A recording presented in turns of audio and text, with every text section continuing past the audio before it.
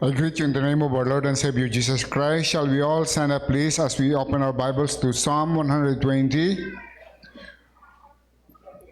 128, 128. This is what the Word of God says, a song of degrees.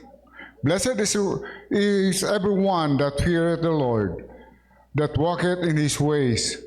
For thou shalt eat the labor of thine hands, happy shalt thou be, and it shall be well with thee. Thy wife shall be as a fruitful vine by the side of thine house, thy children like olive plants round thy table. Behold, that thus shall be the man that be blessed that feareth the Lord. The Lord shall bless thee out of Zion. Thou shalt see the good of Jerusalem all the days of thy life. Yea, thou shalt see thy children's children, and peace upon Israel.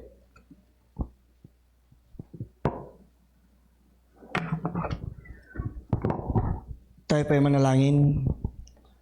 O Lord God, our gracious and Heavenly Father, may every teaching and preaching of thy word continually teach us, Lord God, to know you more, and that our hearts and our lives will respond in such a way that truly honors you, O Lord, our God. And so, Lord God, as we come before your presence and with your word with us, once again, we ask, Lord God, for your touch to everyone, helping us, Lord God, that our minds be enlightened, that we will have an understanding of your word, and that we will have, O Lord God, a heartfelt and proper response to your word, O Lord. This we ask and pray in Jesus Christ's name. Amen. You may be seated po. Ang bawat buhay na nandito po sa kalagitnaan natin ay lahat po tayo ay naghahangad that our life will always make sense. Lahat po sa atin, lalong-lalo na sa pagbukas ng taon na ito, lahat po tayo ay nanalangin, lahat tayo naghahangad. We would like to have peace in the soul. We are all longing to have stability in the home. Gusto natin magkaroon ng fruitfulness sa ating po mga trabaho, negosyo. We pray to the Lord for security in our future. Kasama na din doon ang ating pagpipray, lalong-lalo na po tayo ng mga Pilipino na napak-strong ang ating family culture. Isa sa ating hinahangad ay ang harmony sa relationships, particularly sa home. And that longing is for everyone. Lahat po ay naghahangad ng ganong klaseng buhay. It transcends culture, it transcends generation, anuman ang henerasyon, anuman mga kalagayan sa buhay, everybody longs for a good life. At ito po ang explanation kung bakit napaka-popular ng mga libro na self-help books, mga motivational speakers, meron pa ngang mga financial planners. For what reason? People are searching for what the Bible simply calls the blessed life. And God's word is not silent about the path of that blessed life.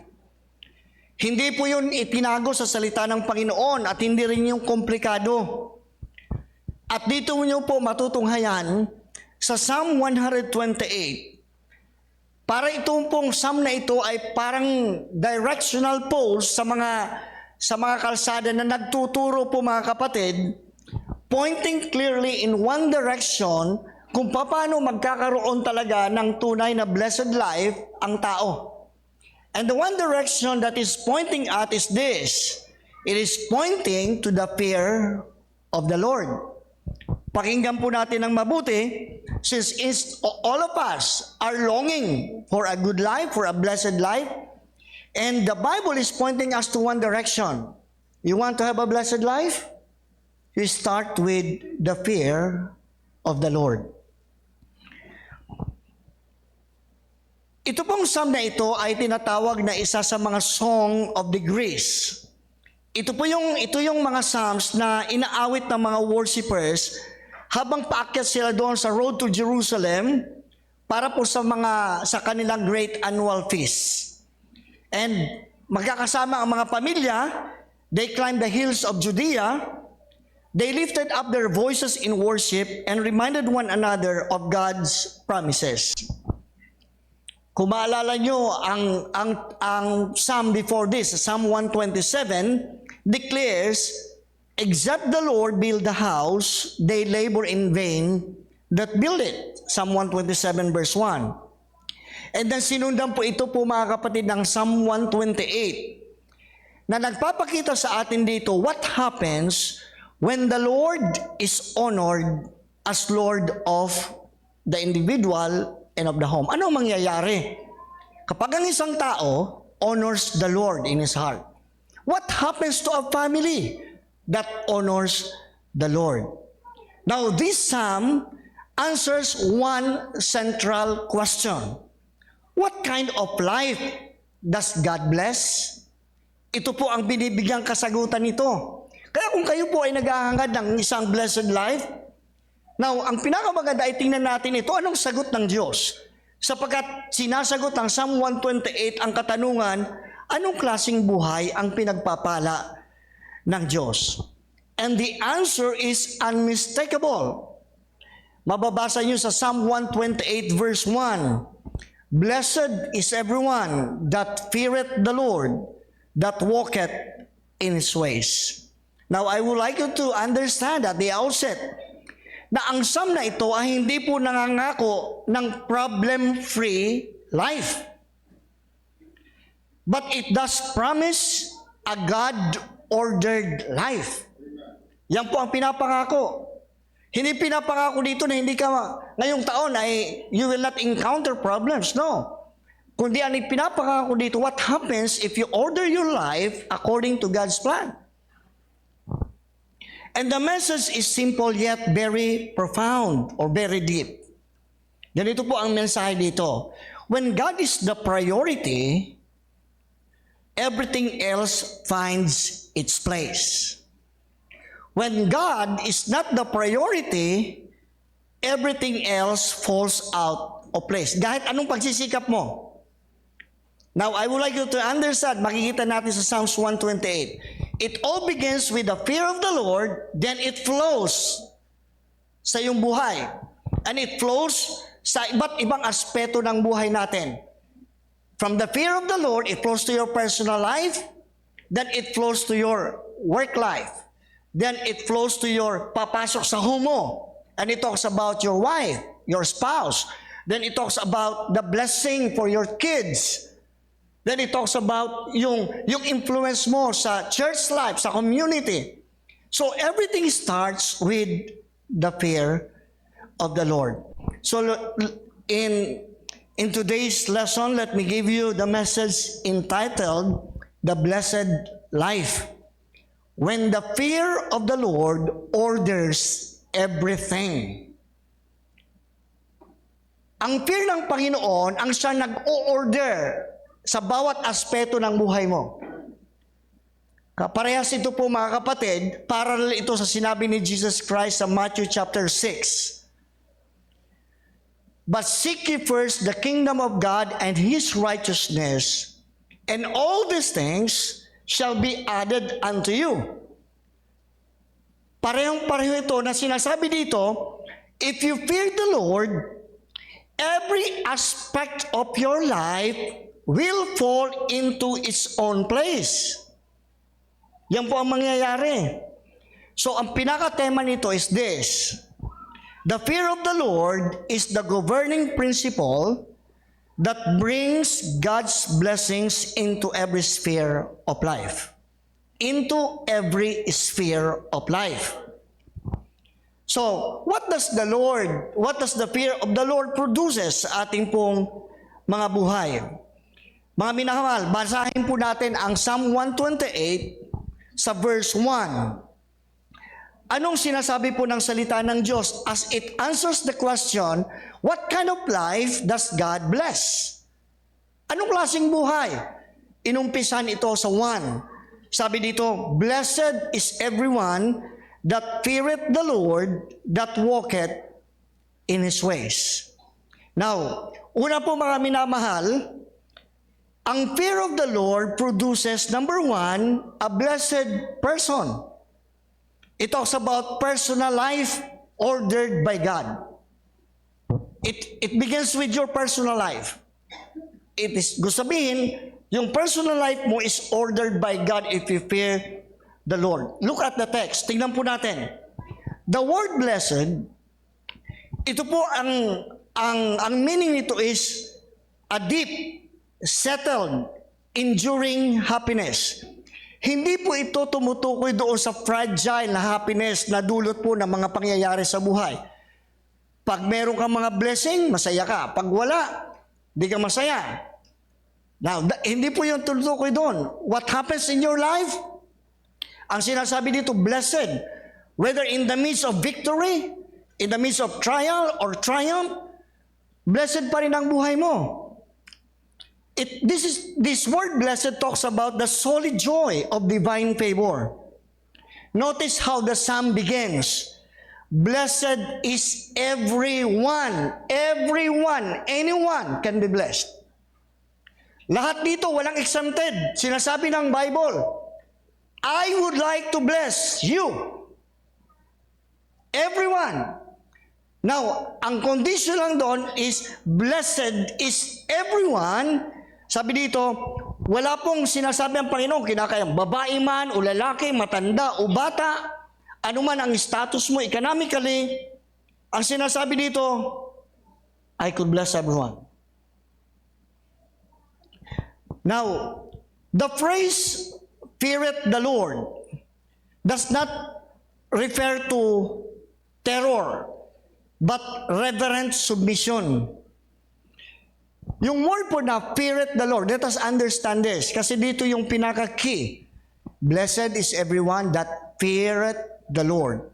Ang words po na feareth the Lord ay tumutukoy po sa isa pong reverent na pagpapasakop mo sa Diyos. It talks about a heart that recognizes the authority of God in our lives. It talks to your heart na kinikilala mo ang authority ng Diyos sa buhay mo. The one who fears the Lord honors God's holiness, and you gladly obey His word. Sabi nga doon sa Proverbs chapter 9 verse 10, the fear of the Lord is the beginning of wisdom, and the knowledge of the holy is understanding. Now, the fear of the Lord, since this is the beginning of wisdom, ipapaunawa sa atin na ang fear ng Panginoon ay natututo tayo na i-prioritize natin ang Panginoong Diyos. That's what fearing the Lord means. The fear of the Lord is putting God first. First in affection, in our heart. First in our allegiance. First in authority. Let me say it in other words. When you fear the Lord, He is first in your love for Him. He is first in loyalty. He is first in lordship. Now, all these things, mga kapatid, ang love, ang loyalty, ang lordship, ay pwede mong ibigay sa iba. More than the Lord. Pero ito po ang tinutukoy dito.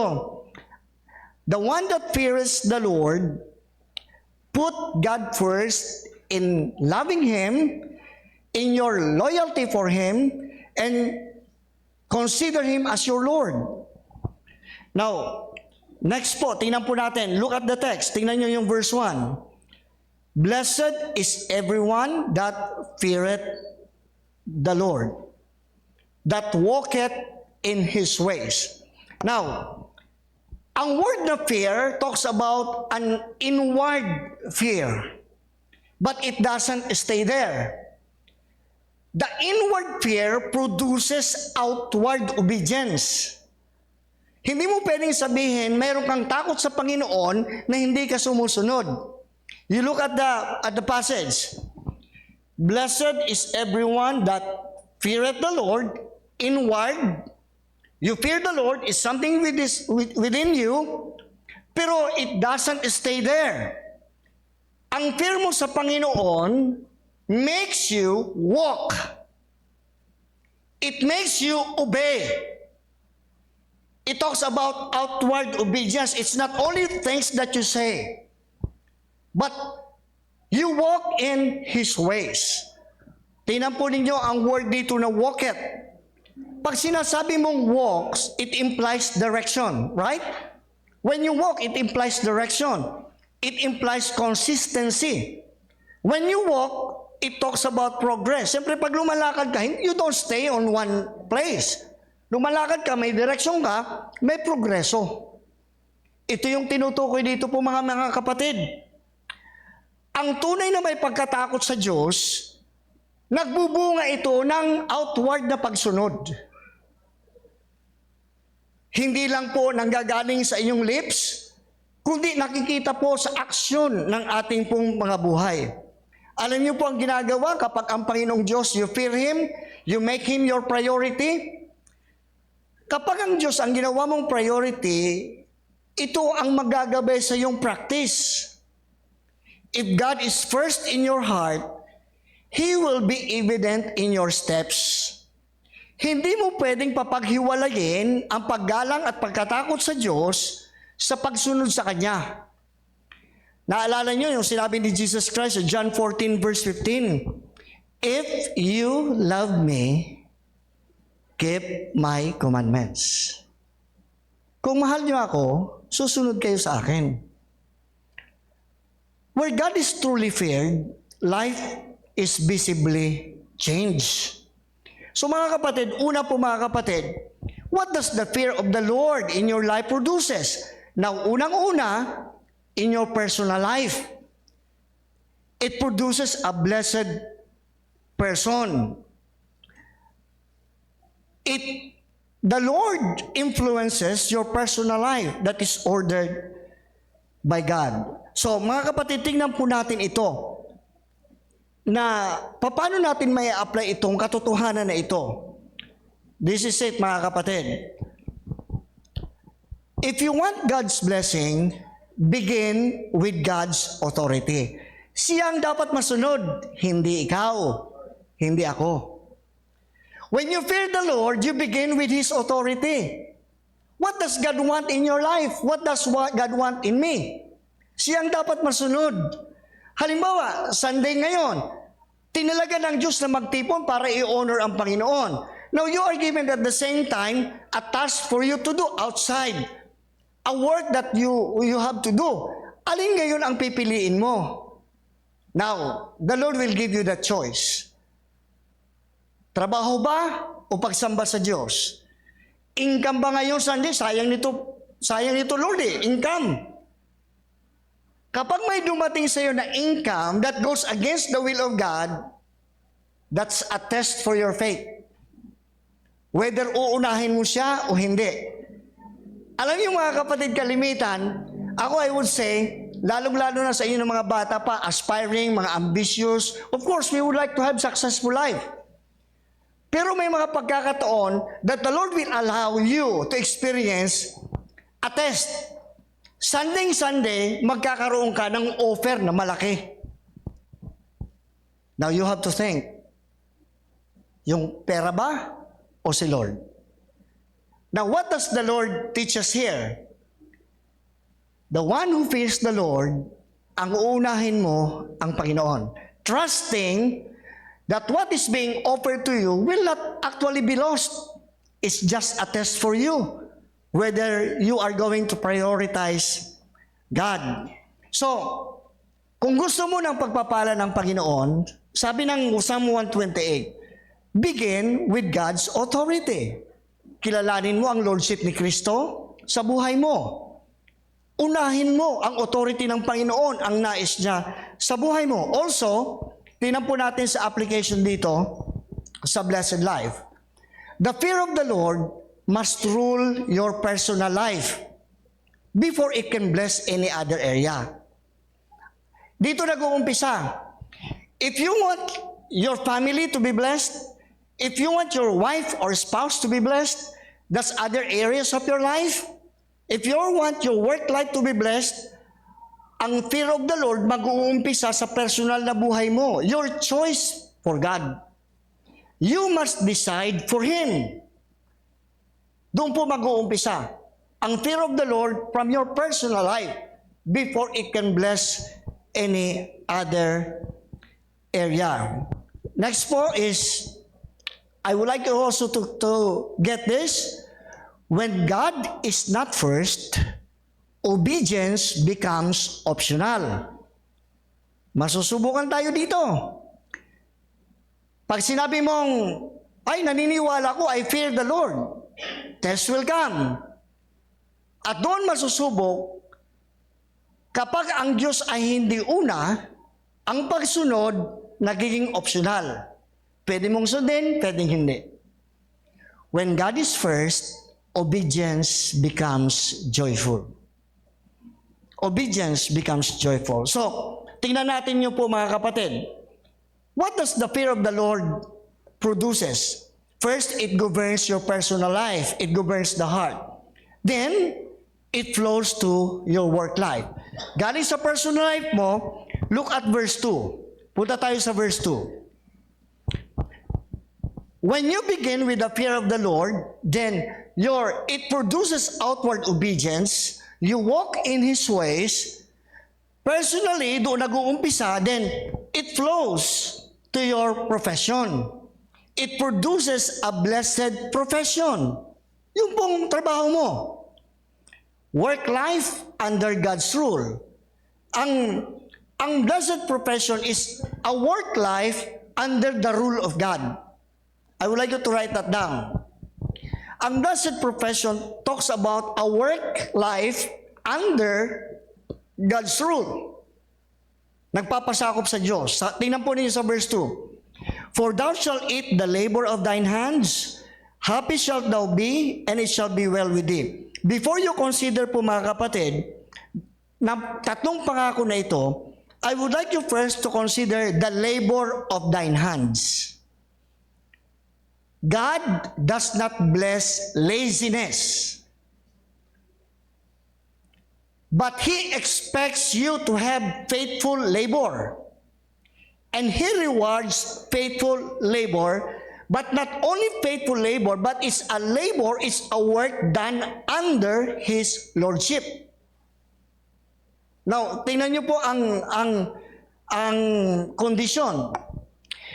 Ang pinagpapala ng Diyos ay inyong pong kasipagan sa pagtatrabaho, pero ang trabaho yon ay dapat nagpapasakop sa Lordship ng Panginoon. Inuuna mo ang Panginoong Diyos kesa sa trabaho. Okay, sometimes you will be given the choice, Lord or the work. That's just a test. Okay? Now, tingnan niyo po ngayon, if you labor under the rule of God, ito yung pong tatlong pangako na makikita nyo ang verse 2. Una po mga kapatid, ang ipinapangako dito is number 1, provision. Provision. Sabi doon, thou shalt eat. It talks about provision. Makikinabang ka. You will eat what you labor. You will enjoy what you labor. It talks about provision. Secondly, may provision ang Diyos at masaya ka. So secondly, mga kapatid, na promise dito, happy shalt thou be. The second is satisfaction. Number 1 is provision, thou shalt eat. Number 2 is satisfaction, happy shalt thou be. Tingnan niyo po yung combination ha. Pangatlo na pangako is stability. It shall be well with thee. Listen very well. If you fear the Lord, it will flow through your personal life. You make a decision that God will be first. Then if you do that, tuturuan ka ngayon na i-consider mo ang trabaho mo para sa Diyos.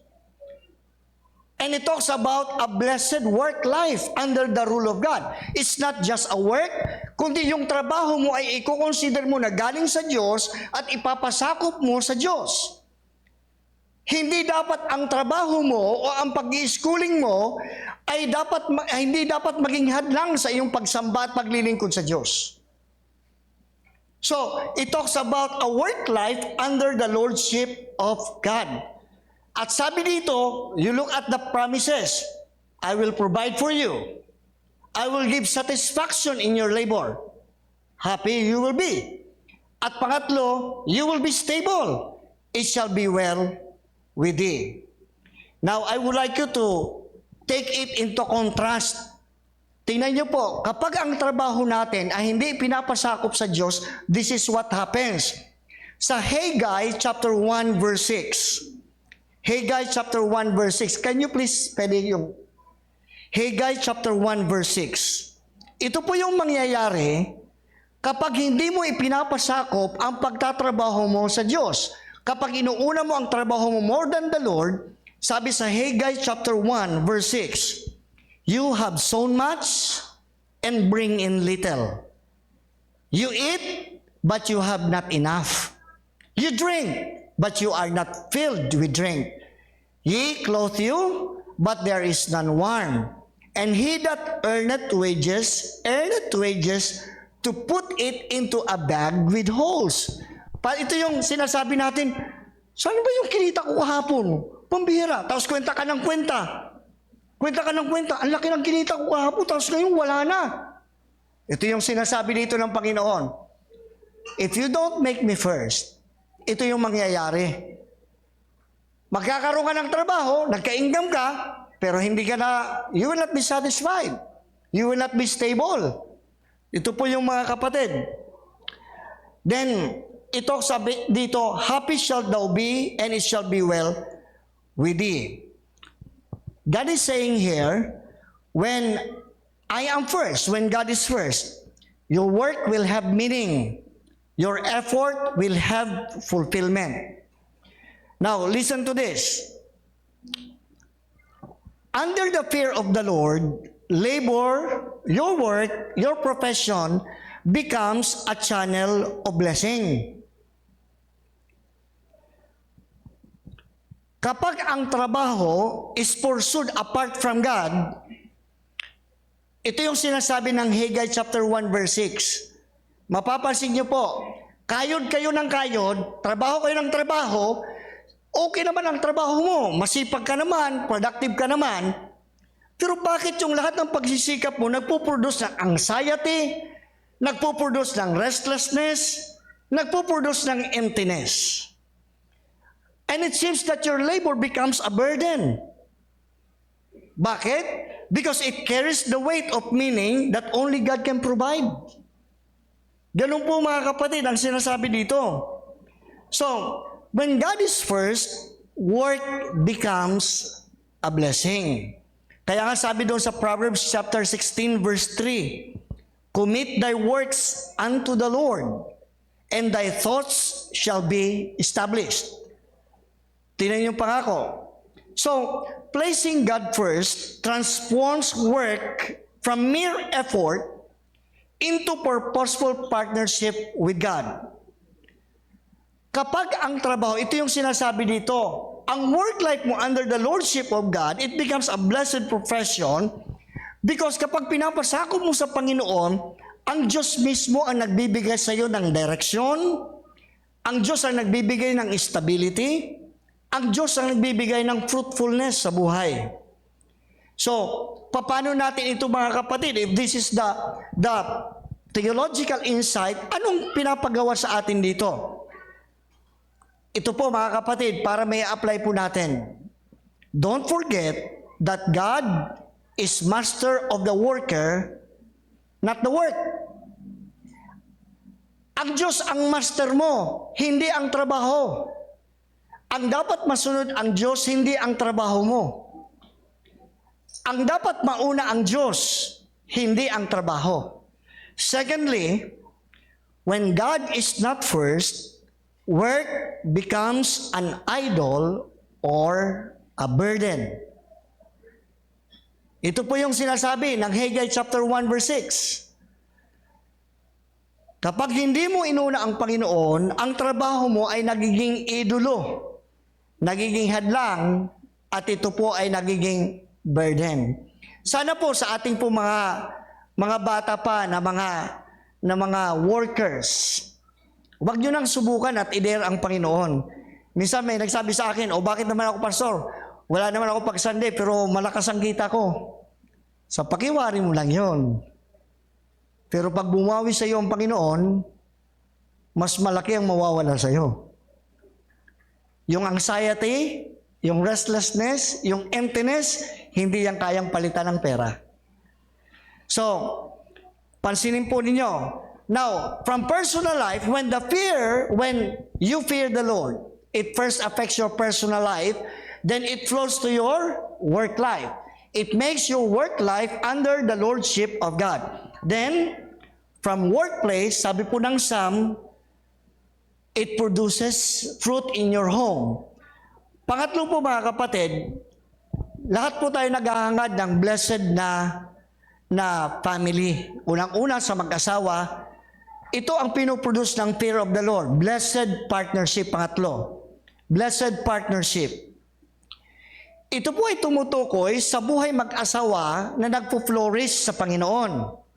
Now, I would like you to understand, if you will not be careful, hindi po automatic na ang mag-asawa nagpo-flourish sa Panginoon. Hindi po automatic na ang married life will flourish. Lalong-lalo na kapag apart sa Diyos.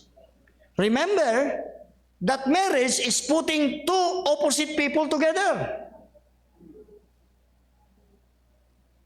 And that fact alone could be a trigger sa mga conflicts. Kaya nga hindi nawawala ang conflict sa married life, sa relationship. But you know, when you fear the Lord, sabi ng Panginoon, it will produce a blessed partnership. Listen, mga mag-asawa.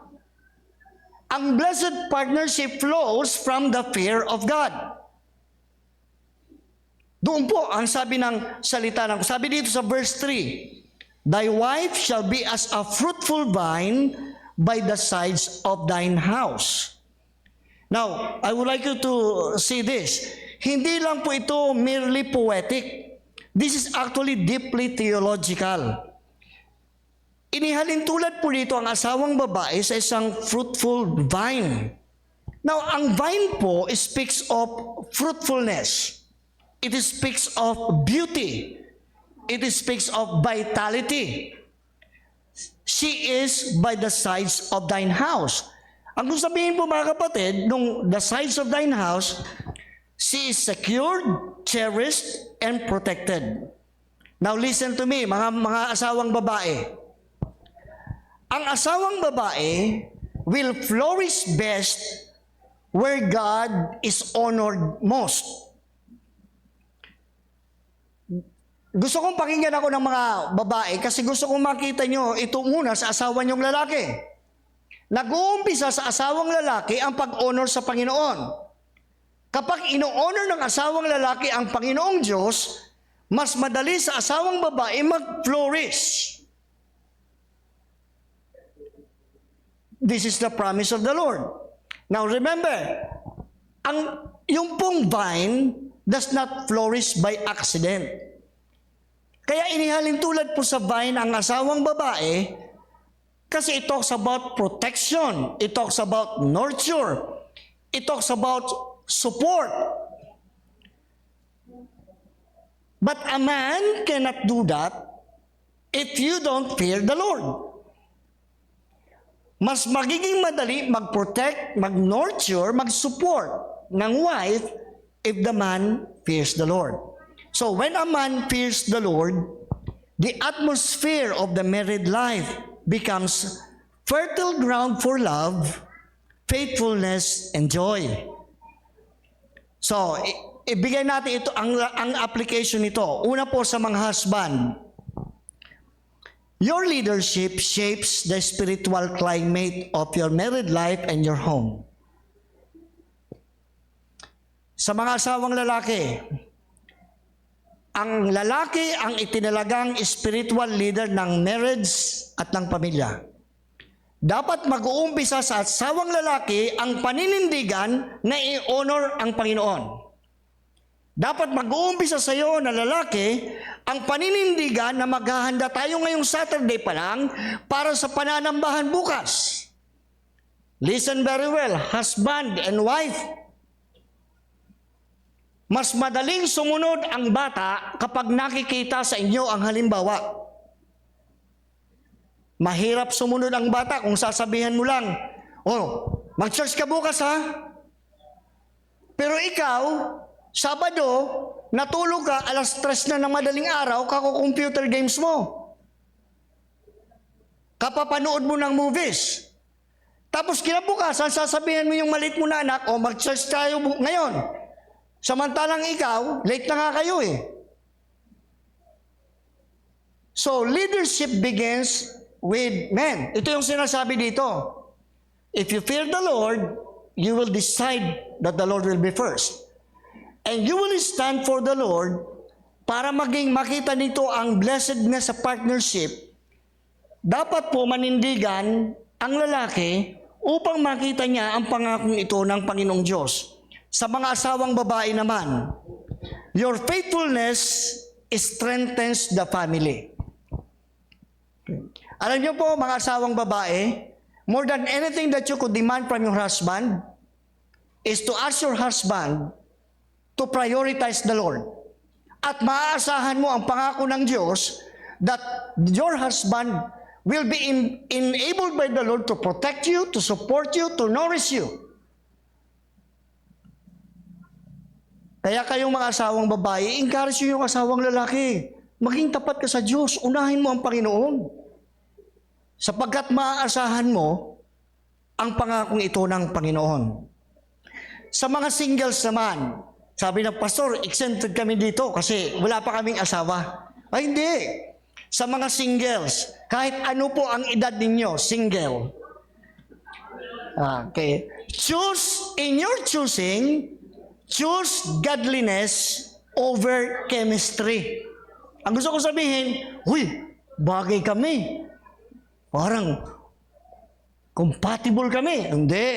Ang unahin nyo pong intindihin sa pagpipili nyo po, Kristiyano ba yan? At hindi lang Kristiyano, godly ba yan na Kristiyano? Now remember, naalala ko, yung pinanood ko na preaching ni John Piper. Sabi ni John Piper, are you dealing with true Christians or church-goers? Sabi niya. Alam niyo po ba ang pagkakaiba? You can be a church-goer, but is not a Christian after all. So, dito mga kapatid, kinakailangan sa mga single, wag niyong babalgahin ang kalooban ng Panginoon. Okay? Ang blessed life begins with a man that fears the Lord. Kaya kayong lalong-lalo na, kayong mga babae, pipili kayo, pag in-apply nyo ito, pipili kayo ng tao that fears the Lord. Isang binata that fears the Lord. Okay? Maliwanag ka? Isang binata, gusto sabihin, single na lalaki.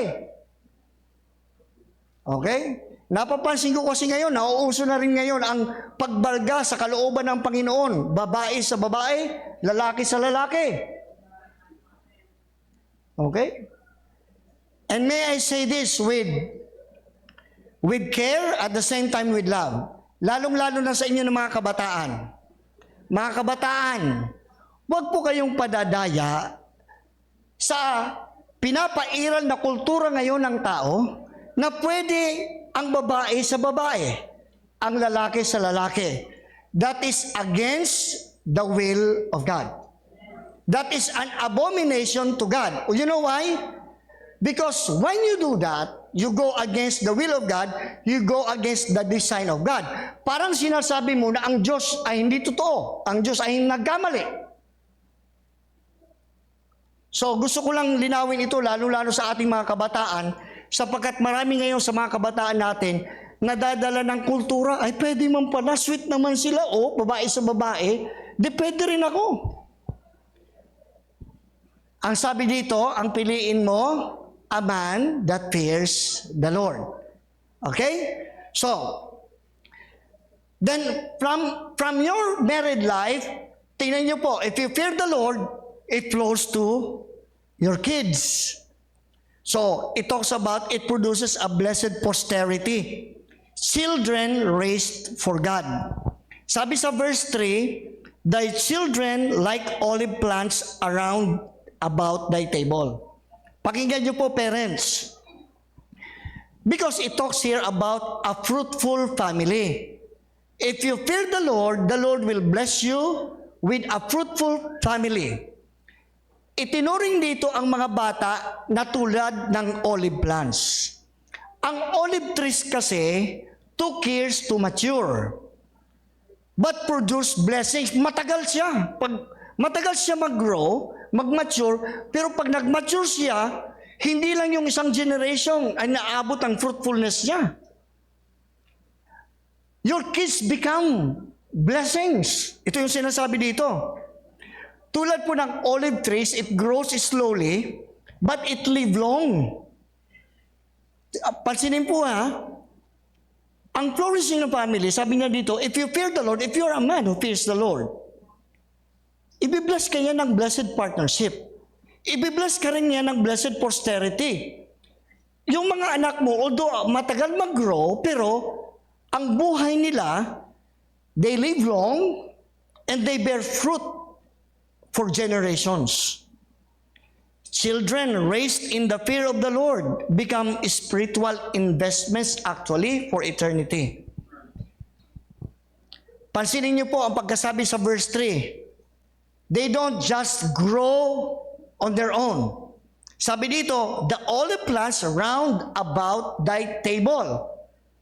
Yung word po na table talks about instruction, fellowship, correction, love that are nurtured. Kaya nga po mga kapatid, sabi sa Deuteronomy chapter 6 verse 6 to 7. Deuteronomy chapter 6 verse 6 to 7, and these words which I command thee this day shall be in thine heart, and thou shalt teach them diligently unto thy children, and shalt talk of them when thou sittest in thine house, and when thou walkest by the way, and when thou liest down, and when thou risest up. Pansinin niyo po, ang mga anak dapat binibigyan ng instruction, in the midst of fellowship, binibigyan ng correction, nurturing love. Ito po yung round about thy table. So, how are we going to apply this? Unang-una po sa mga parents. Remember po, you are shaping worshipers, not just achievers. Ulitin ko po. Minsan may mga parents na nakatuon sa excellence sa kanilang pagsisikap sa klase. That's good. Pero ang dapat unahin ng mga parents ay dapat i-shape niyo yung mga anak to become worshipers of the Lord.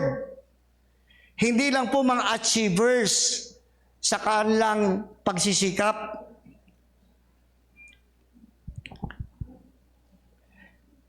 Sa mga grandparents naman, ako grandparent na. So, sa mga grandparents dito, your testimony still speaks. Tinitingnan ka ng mga apo mo. Tapat ka ba sa Diyos? Sa mga bata naman, anong tinuturo dito? Honor your parents.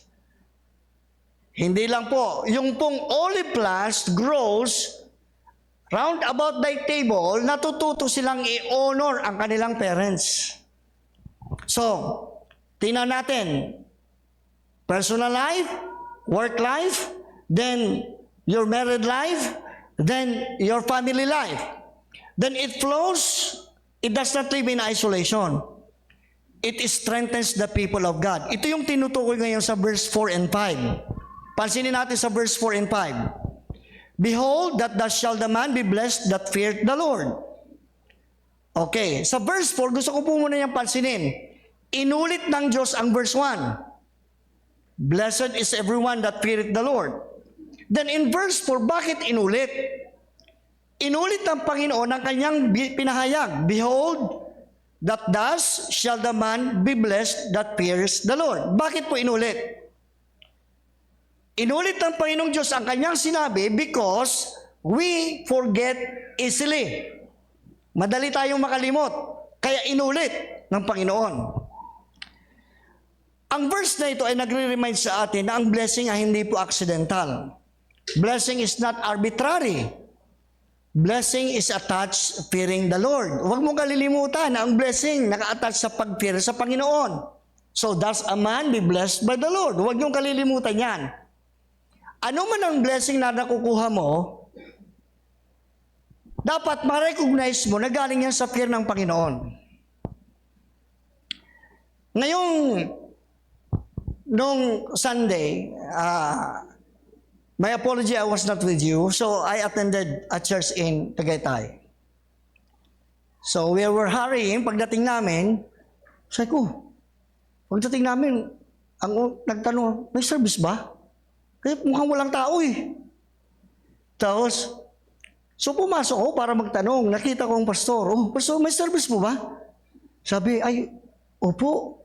Ay, anong oras po? Sabi sa akin, ay dapat 9 sana. Kaya lang, 9:40 na, wala pang mga tao. So sabi ko, saglit lang po. Kasi sabihan ko si Miss na may service pala. Kasi akala ka lang wala service. Di, balik ako sa sakyan. Pagbalik ko, tumayo na yung pastor at nagpaawit na kahit 2 pa lang yung tao. Pagkatapos ng pag-awit, ilang awit, tapos nandiyan na yung ilang mga tao, tapos nagbigay na ng pasasalamat. So I began taking notes. So I was listening to everyone saying, thank you Lord for the blessing, thank you Lord. So, I was convicted by the Lord. Sabi ko, di ba ang tunay na pagpapasalamat ay hindi lamang nakatuon sa mga pagpapalang natanggap? Kundi ang pagpapasalamat dapat ay magbalik ng tuon sa ating Panginoong Diyos na nagpala sa atin. Ay, sinulat ko doon, sabi ko, we become so engrossed with your blessing, Lord, that it doesn't produce awe or fear in us sa mga buhay namin. How can you thank the Lord with what has done in your life if you are filled with awe at hindi mo inuuna ang Panginoong Diyos?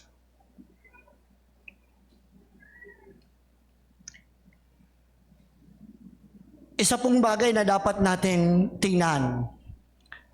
Kaya sinabi dito sa verse 4, inulit ng Panginoon, behold, that thus shall the man be blessed that feareth the Lord. Ulitin ko po, ano ang pinoproduce ng fear ng Panginoon? Outward obedience. It is not just thankfulness for His blessings, kundi sa mga blessings na natanggap mo, it brings you back in awe of God, who is good, who is faithful, who is sovereign. At dapat mag-produce yun sa atin ng higit na paglilingkod at outward obedience sa Kanya. Di ba? Hindi lang lips na nagpapasalamat. Sapagkat kung ang pagpapasalamat mo ay namumutawi lamang sa iyong mga bibig at hindi nakikita sa ating paglilingkod sa Panginoon, ang pasasalamat mo ay para lang sa mga natanggap mo, pero hindi ang Diyos. Kasi kung ang nakita mo ang Diyos na nagpala sa iyo, it will make you obedient. It will make you more faithful.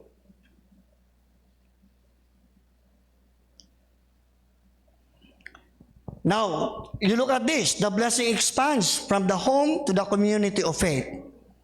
Pansinin niyo po, ang pagkabanggit dito sa verse 5. The Lord shall bless thee out of Zion. Ang Zion po represents God's presence. Zion represents God's worship. It represents God's people gathering. So mga kapatid, nagpuproduce ang fear ng Panginoon. Dito po mga kapatid, makikita natin pang-5, a blessed church and community. A blessed perspective para sa church and community.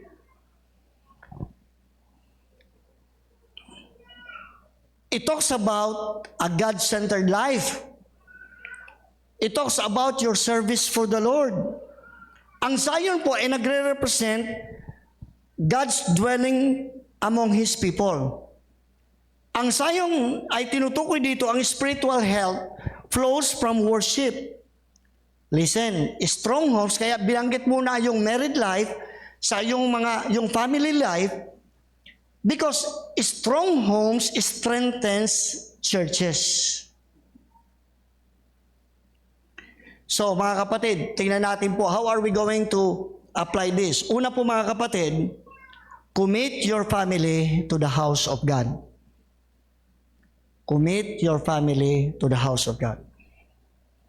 Pangalawa, serve the body of Christ faithfully. Ito yung tinutukoy dito na Zion, God's dwelling among His people. So, serve the body of Christ faithfully. Pangatlo, seek the peace of God's people. Hindi lang po mga kapatid, maglingkod ka sa body ng Panginoon, kundi habang naglilingkod ka, ang hangarin mo ay ang peace of God's people. Basahin ko po yan sa Jeremiah 29 verse 7. Sabi sa Jeremiah 29 verse 7, and seek the peace of the city whither I have caused you to be carried away captives, and pray unto the Lord for it, for in the peace thereof shall you have peace. Kapag peaceful daw ang church, magkakaroon ka din ng peace. Di ba tama yon? So, tingnan natin. Finally, God's blessings stretches beyond one's lifetime. Tingnan niyo po yung pinoproduce ng fear ng Panginoon. Number 6, lastly, it talks about a legacy that endures. It talks about blessed permanence. Sabi dito sa verse 6, yea, thou shalt see thy children's children and peace upon Israel. It talks about the blessing of legacy. A God-first life does not end with you. It echoes into the future. Mga kapatid, lalo sa atin po na mga nasa, let me say this, nasa departure area, pre-departure area tayo, pre-departure. Diba? Nasa pre-departure area na tayo. Pero alam niyo po, ang sabi dito ng salita ng Panginoon, ang katapatan mo sa Diyos ay magdudulot ng pagpapala to thy children's children. What a blessing. Yung katapatan pala natin sa Panginoon, matapos ng buhay natin, hindi doon natatapos, sapagkat ang katapatan mo ay magdudulot ng bunga maging sa iyong mga apo. The fear of the Lord plants seeds of peace that grows across generations. Sabi nga sa Proverbs chapter 20 verse 7, the just man walketh in his integrity, his children are blessed after him. So tingnan po natin, gawin natin ang application nito. Kung ang buhay na may pagkatakot sa Diyos does not end with you, but it even gives blessing to the future generation. Pag-aralan natin, mamuhay sa present for the testimony of tomorrow. Live today for the testimony of tomorrow. Napakaganda kung, alam mo, uy, si Papa mo noon, kilala ko yun. Napakatapat ng tatay mo. Napakaganda pa, masabi, alam mo, anak, I'm extending to you my favor. You know why? Because once in my life, I was touched by your father's life or your mother's life. Kaya ako nagbibigay ng pabor sa iyo. Not because of you, nagbibigay ako ng pabor sa iyo dahil sa itinanim ng magulang mo sa akin. Ito yung tinutukoy dito. Kaya live today for the testimony of tomorrow.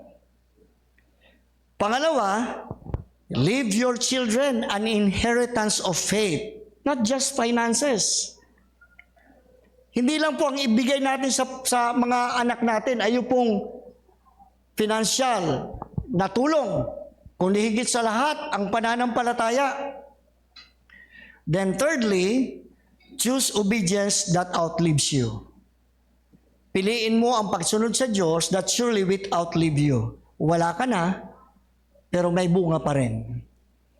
So mga minamahal, ang psalm na ito ay nagtuturo sa atin na ang fear ng Panginoon is the organizing, governing principle of life. When God is rightly feared, work has meaning, homes have warmth, churches have strength, generations have hope. But when God is displaced, success becomes empty, families are strained, peace evaporates. Jesus himself said in Matthew 6:33, "But seek ye first the kingdom of God and his righteousness, and all these things shall be added unto you." All heads bowed, please, all eyes closed. As you allow the word of God to sink into your heart and mind this morning, I would like you to answer this question. What place does God occupy in your life? Is He the first?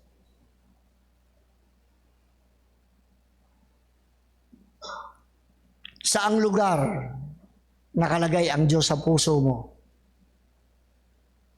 Dapat nasa una siya. God first. Not only in theory, but it must be in practice. God first, not just on Sunday, but every day. Remember, when God is the priority, when you fear the Lord, life, every aspect of life falls into its proper place. When God is not the priority, kahit anong pagsisikap na gawin mo, life seems to fall apart. Wala sa lugar. May the Lord grant us grace not merely to admire this passage, but to live it. Let us live for His glory and for the blessing of generations to come. You want a blessed life? Let it begin with you, fearing the Lord. When you fear the Lord, you recognize His authority in your life. Siya ang dapat masunod. Ang kalooban niya ang dapat magawa. So kung ngayon habang lahat nakayuko, nakapikit, pwede bang damhin mo sa puso mo, una ba ang Diyos sa akin? If not, I encourage you, put God first. And everything will fall into its own place. Ilagay mo ang Diyos una sa lahat sa buhay mo. Ipangako mo sa Kanya, Panginoon, Ikaw ang unahin ko, Panginoon. Tulungan mo ako, Panginoon. That's what the fear of God produces. It produces putting God first in your life. I hope and pray that this morning, that will also be your prayer. Lord, help me that you will always have first place in my life. Above my job, above my family, above my work, above anything else, sapagkat ang lahat ng lang yan ay mailalagay sa tama kung uunahin ko, Panginoong Diyos, ikaw sa aking buhay.